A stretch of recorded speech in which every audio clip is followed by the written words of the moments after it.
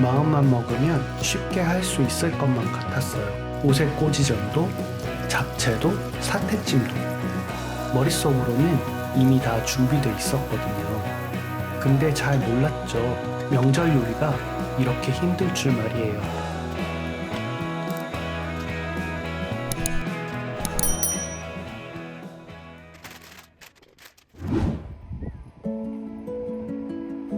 해외에 살면서 한국의 명절을 기념하기란 쉽지 않아요.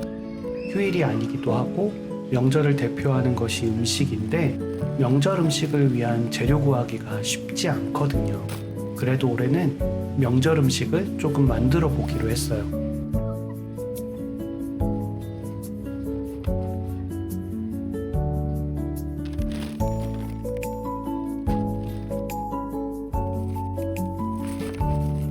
처음에는 우리 문화를 지키는 게 반드시 필요한지 의문이 들었는데요. 이번에 캐대언 현상을 보면서 한국 문화를 잘 지키고 있던 이민자 2세대들이 좋은 영향력을 줄 수 있다는 것을 깨달았어요. 그래서 아이에게 몇몇 한국 문화나 음식에 대해서 추억이 되는 것들을 선사해줘야겠다 생각했죠.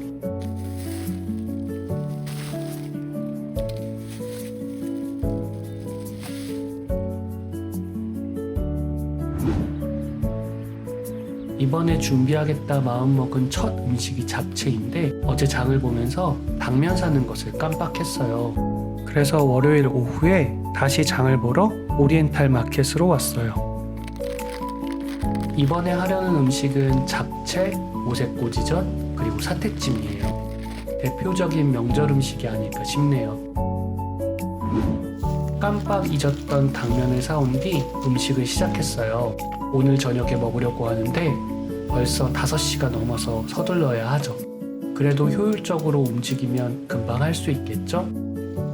당면을 불려서 쓰기도 한다던데 저는 미리 삶고 그 다음에 찬물에 씻어주려고요. 그 다음에 꼬지전 재료를 손질해줬어요. 햄과 게맛살, 단무지, 파, 파프리카를 준비했어요. 굵기와 길이가 맞게 모두 손질했는데요. 많이 해서 딸 아이 친구들도 나눠주면 좋겠다 생각했죠.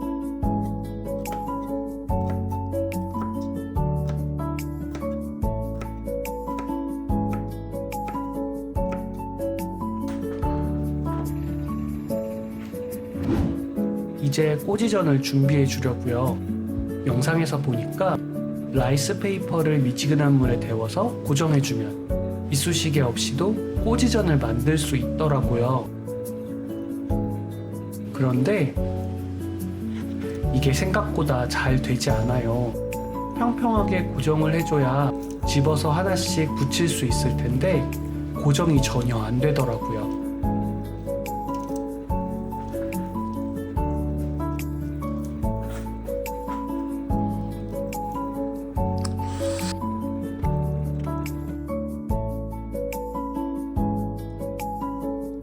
몇 개 만들다가 안 되겠다 싶어서 다른 방법을 강구해 보기로 했어요. 다른 유튜브 영상에서는 이쑤시개도 라이스페이퍼도 없이 오색고지전을 만드는 방법이 있더라고요. 한꺼번에 재료를 팬 위에 줄지어 놓고 달걀물을 부어 고정시키는 방법이었는데 이 방법이 훨씬 쉽겠다 싶었어요. 그래서 팬에 기름을 두르고 재료를 줄지어 놓았죠. 달걀물을 풀어주고 팬이 달궈지면 달걀물을 부어줬어요. 달걀이 잘 익기 시작하는데요. 이제 서로 미리 분리해서 뒤집어주면 이쑤시개 없이도 꼬지전이 완성되는 거죠. 그런데 이번엔 달걀이 팬에 들러붙어 버렸어요. 아마도 코팅팬이 오래돼서 재료가 잘 떨어지지 않는 것 같아요. 뒤집다가 모든 재료가 다 흐트러져 버렸어요. 이를 어쩌면 좋나 걱정을 하다가 한 가지 방법을 생각해냈답니다.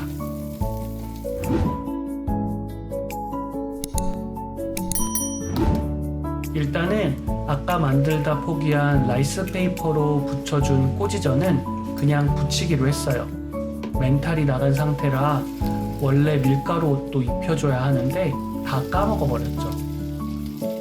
몇몇은 고정도 안 되고 엉망이 되었지만 몇몇은 그래도 잘 된 것 같지 않나요? 다행이네요.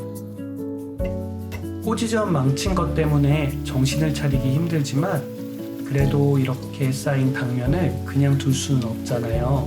재빨리 잡채를 만들려고요. 일단 잔뜩 준비된 피망과 파를 잡채 재료로 바꿨어요. 원래는 당근이나 호박같이 재료를 따로 볶아주려고 했는데 그러다간 9시가 되어도 밥을 먹지 못할 수도 있어요. 어묵 넣고 당면을 넣고 그리고 저만의 특제 간장 소스를 넣고 잘 섞어줘요. 당면을 너무 오래 방치해서 두께가 2배가 된 것 같지만 그래도 제법 맛있는 잡채처럼 보이지 않나요? 이 망쳐버린 꼬지전은 어떡하냐고요? 재료를 보고선 뭔가 떠올랐죠. 바로 김밥이에요. 햄, 맛살, 단무지 모두 김밥 속재료잖아요. 그래서 이걸로 김밥을 말려고요. 마침 김밥 김이 있고 어제 교회에서 받아온 흰 쌀밥도 냉장고에 있었죠. 밥을 전자레인지에 데워준 후 맛소금, 참기름으로 간을 하고요. 후다닥 김밥을 말아줬어요. 본의 아니게 달걀 지단까지 들어간 김밥이 되었는걸요.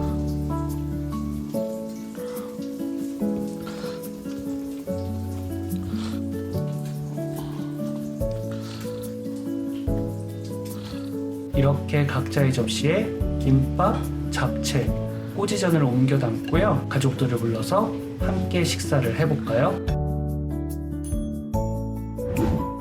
다행히 아내와 아이 모두 맛있게 먹었어요. 김밥이 추석에 즐길 만한 명절 음식인지는 잘 모르겠지만 가족이 모여 함께 즐길 수 있으면 그게 바로 명절 음식이죠 뭐. 양 조절엔 실패해서 먹고 배가 무척 불렀어요. 그것 또한 전형적인 명절 음식 아닌가요?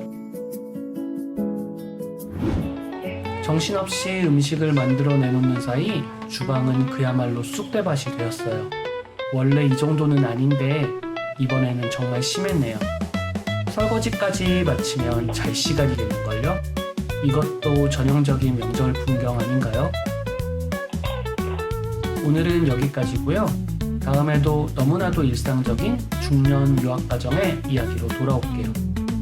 그럼 다음 시간에 만나요. 안녕.